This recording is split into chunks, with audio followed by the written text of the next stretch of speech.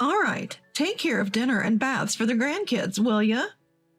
Claiming she had errands to run, Cindy tried to leave her grandchildren with me. Enough is enough. I've been inconvenienced by her time and time again. But what did Cindy just say? Take care of dinner and baths for the grandkids? She thinks I'm some kind of maid. This is ridiculous. I can't take it anymore, so I decide to stand my ground. Looking Cindy square in the eye, I retort. Excuse me? I'm not a nanny, you know? I'm Liliana, 72 years old. My husband, Victor, is a year older than me, 73. We have one daughter. She moved to the big city for a job and has been living in New York ever since, but she does visit us during long holidays. Though she didn't show any signs of getting married, even after turning 35, she finally did last year, giving both Victor and me peace of mind. We thought we'd made the most of the remaining years of our lives, so we decided to build the new house we'd always planned on. I was the one who strongly desired the new house. Being a watercolor painter, I'd always wanted a lovely studio, even though I've made do with a room in our home until now. Our old house was quite outdated. The floors creaked with every step, and the plumbing needed renovation. So we figured we might as well build a new house, customized to our liking. Though I'm past 70, I still have a decent income from opening solo exhibitions and publishing books. Therefore, I financed this new home. I haven't told anyone it's in my name. There's no need to. Since building my dream home, I've been thrilled to paint every day in my gorgeous studio. Victor, though retired, helps out at a friend's farm during the day to keep himself sharp. In the evening, we share a meal in our cozy, wood-accented dining room and then relax in our spacious living room, sipping tea on the sofa. We often talk about how great it was to build this house. However, a dark cloud began to loom about a month after we moved in. My brother-in-law and his wife, upon hearing about our new home, started showing up unannounced. They are Victor's older brother, Randall, and his wife, Cindy. Their house is only a 20-minute drive from ours. While I understand they might be curious about the new place, it's just me at home during the day when they decide to drop by. I've got work to do as well, you know, so frequent visits are really inconvenient to me. The third time my brother-in-law and his wife came over, I tried to gently let them know. I'm working from home, so I can't really entertain guests right now. They replied with, "That's fine, don't worry about us. We'll make ourselves at home." Sure, you might not worry, but I do. I bite my tongue to keep from saying anything. Before long, Cindy starts bringing over her 5 grandkids. My brother-in-law's family has 2 daughters, both married with children. These kids, all 5 of them, range from 1st to 4th grade. I've met them before and they're adorable, but having them make noise while I'm trying to work at home is a different story. It'd be different if Cindy gave me a heads up. Then I could prepare for their visits, but no, she just started showing up unannounced with kids whenever they had a day off from school. It's just me and Cindy trying to manage these 5 little rascals. And she doesn't discipline them at all. The kids say they're on an adventure, running through my house, playing tag and superhero games, even scratching up my walls. When I try to step in, Cindy says, "Why are you getting mad? They're just kids." To add insult to injury, she criticizes me for not having snacks or juice ready. "We come over all the time. You knew the grandkids would be here. Why didn't you prepare anything? You're so inconsiderate." Well, I don't want you here in the first place, so why should I? Cindy's lax attitude only escalates the children's behavior until they actually walk into my home studio. Thankfully, they didn't touch my work, but that was the day I installed a lock on my studio door. Even with the studio off limits, the rest of my home gets trashed whenever they come over. When I finally asked her to reduce the visits, she told me, "This will be good practice for when you have grandkids." Yeah, right. I won't have 5 all at once, and if they were my grandkids, I'd be keeping an eye on them. Today, after Cindy and the kids left, I let out a sigh as I looked at the room scattered with toys and candy wrappers. The toys probably came from their home, and the candy must have been given by Cindy. Again? My husband Victor just got home from work and says this to me, visibly frustrated. I get why he's annoyed, but I wish he'd say that to Cindy, not me. He's always been hesitant to speak to his older brother Randall, and the same goes for Cindy. Even when I ask him to do something about Cindy's frequent visits, he shrugs it off, saying, "It's not like they come every day. Taking care of a few kids can't be that hard." When I try to explain how much trouble these little monsters cause, he responds, "They're just kids. If you watch them properly, the house wouldn't get this messy." I guess Victor can say that because he has never taken care of those little monsters. The final word from Victor is this: "Enough already. Hurry up and clean up. You haven't even started making dinner, have you?" Look, I've been busy watching the kids all day. I haven't had a moment to cook. Then one day, Cindy crosses the line. She brings her 5 grandkids over and says, "I've got errands to run. Please take care of their dinner and bath," before heading out the door. That's it. I'm at my wit's end. After putting up with all her nonsense until now, what did Cindy just say? Take care of their dinner and bath? She clearly thinks I'm some kind of housekeeper. Unbelievable. I've had enough. It's time for me to strike back. I lock eyes with Cindy and say, You do know I'm single, right?" Cindy freezes, not knowing what I'm talking about. "What are you going on about all of a sudden? Did you have a fight with Victor? Just take care of the grandkids, okay?" Ignoring Cindy's attempt to brush me off, I decide to drop a bombshell. I'm divorcing Victor, so I can't look after the kids. What? If that's true, why are you still here? Shouldn't you be leaving? I just came back to pick up my stuff. The truth is, I haven't actually divorced him yet, but I'm seriously considering it. I contemplate telling Cindy that this is my house, and Victor should be the one leaving, but I decide not to. Not here. Not now. If we do get divorced, Victor will have to leave. The reason this even came up is because of a fight I had with Victor.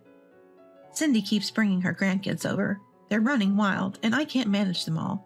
When I told Victor, he didn't get it. To make matters worse, he says things like, "Clean up the room already. Is dinner ready yet?" That was the last straw for me. I can't be with someone who doesn't understand my situation. Let's get a divorce. Victor was initially flustered, pleading for me to reconsider, but then he said, "Don't you find Randall's grandkids cute? They don't come every day. Just take care of them when they visit on weekends. If you keep making a fuss, they'll never want to visit us when we have our own grandkids." Let's start with a separation. Before I knew it, those words had escaped my lips, emotionless, directed at Victor. Fed up with Victor, who wouldn't even consider what I'd been saying to him all this time, and only blamed me when I mentioned divorce. I decided to take action right away. I quickly packed up some essentials and left the house. I didn't want to leave my own home with my favorite studio, but Cindy's constant intrusions made it impossible to focus on my painting. So I opted for renting a short-term apartment to get some peace. Just as I was packing my art supplies and clothes, Cindy showed up. "I'll be leaving, so you'll have to talk to Victor about the rest." I gestured towards Victor, who had just come out from the back room. Victor was usually busy helping out at a friend's farm, but he had stayed home that day, apparently waiting for me. I had no intention of going back until Victor understood what I was going through.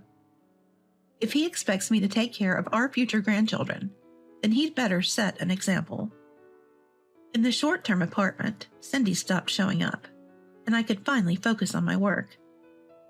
Though it's a shame I couldn't use the studio I had built, at least I knew I could paint in peace. 3 weeks flew by as I immersed myself in art, keeping my phone off the entire time.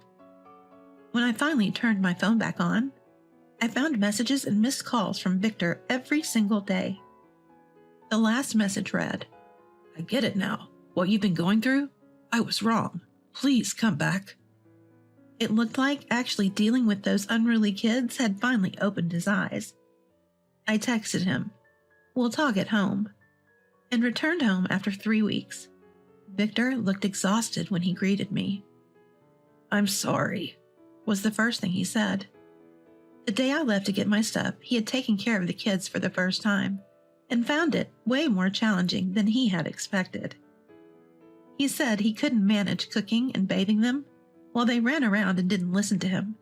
Eventually, he had to ask Cindy to take them back. It seemed like Cindy kept bringing the kids over every time their school was off, leaving the house a mess. Victor told me he was doing his best to clean up afterward. He finally realized the tough situation I had been in and sincerely apologized for his earlier indifference. "I'll go talk to Cindy at Randall's house and tell her not to come over anymore. Please, let's start over." Seeing Victor's earnest attitude, I decided to forgive him for everything. Aside from the issues with Cindy and the kids, I had no other complaints about Victor. Thus, our separation ended after 3 weeks.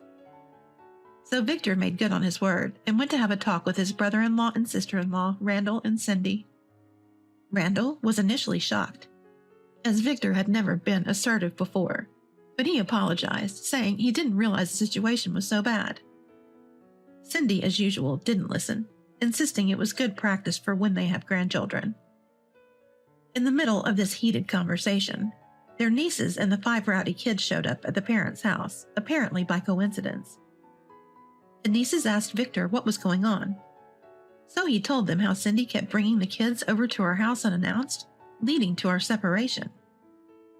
Upon hearing this, the nieces confronted Cindy, angrily asking, "Why did you do this? Mom said we can look after the kids. You've been taking them to Victor's house the whole time?" Cornered by the nieces' questions, Cindy tried to deflect, saying, "Oh, that's not true." However, a spontaneous testimony from the kids revealed the lie. "Grandma always says we should go to our great-uncle's house because it's cleaner than here." Hearing this, the nieces scolded Cindy, saying they couldn't believe she'd been troubling me like this and asked her to never do it again. As it turns out, my nieces admire me as their watercolor painting teacher.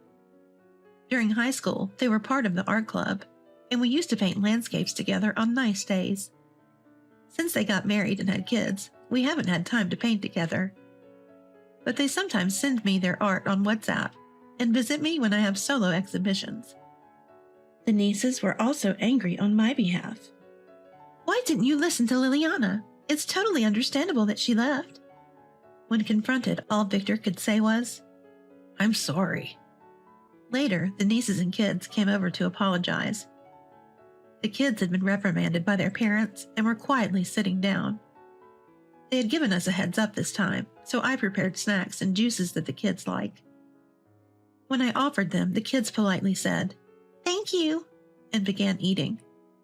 As the nieces and I chatted about art studios, I decided to give them a tour of my favorite studio. Upon entering, their eyes sparkled and they said, "Wow, this is amazing." Their compliments made me feel good. Before entering the studio, the nieces warned the kids not to touch anything. So the kids looked around without messing with the art, asking their aunts, "What's this? What's that?" After finding out about Cindy's constant visits to our house, the nieces decided to stop taking the kids to their parents' house. I felt a little sorry for Cindy, but apparently she never disciplines her grandchildren. The last time they went to a toy store, she caused a lot of trouble. One of the kids was swinging a toy sword and ended up hitting other products, breaking them and suffering a minor scratch. Typically, it's the parents' fault if their kids break something in a store. However, Cindy angrily confronted the store clerk, saying, "Why do you have breakable items in a toy store? What if a child gets hurt? What are you going to do about it?" A parent of one of the niece's kids' friends happened to be there and contacted the niece. She rushed to the store, deeply apologized, and compensated for the broken item. Hearing about this incident made her even angrier. You'd think the kids would miss their grandma if she was always spoiling them, but apparently that's not the case, according to the niece. When the niece asked the kids if they wanted to see their grandma, they said, "Nah, we'd rather go to our great-aunt's house with Mommy. I want to play with great-uncle again," they added. So in spoiling the kids and causing constant troubles for others, Cindy ended up being abandoned by both her niece and her grandchildren. Sad, but she had it coming. Cindy was so desperate to see her grandkids that she pleaded with the niece. I won't take them to my son-in-law's place anymore. Just let them visit like before. But the nieces ignored her, thinking she would just cause trouble somewhere else. And one day, Cindy apparently went to the elementary school to pick up the kids without telling the niece. The school teacher thought she was a kidnapper and called the police. Cindy was quickly released after the nieces explained to the cops, but not without receiving a long lecture from them. She's now even banned from attending school events. We get that it's tough not being able to see the grandkids, but if she really loved them, she shouldn't have pawned them off on us in the first place. Cindy confuses spoiling with loving. Until Cindy can properly care for the children, they won't be visiting her. The nieces have started bringing the kids to our house every now and then. Of course, they ask for my permission beforehand. These once rowdy kids are now quietly drawing pictures. We laid down a vinyl sheet so they won't make a mess, and they're freely drawing with crayons and colored pencils. The nieces are watching them while painting houses. Great aunt, look! One of the kids shows me a drawing of a superhero team. Oh, you're quite the artist, I said.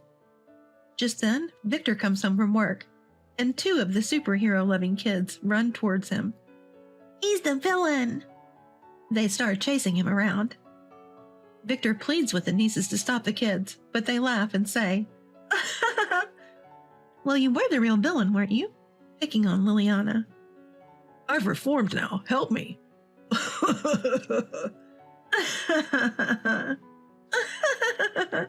Victor and the nieces and I share a laugh. We don't know if we'll ever have our own grandkids, but thanks to these children, we're getting plenty of practice, and Victor won't be playing the villain anymore.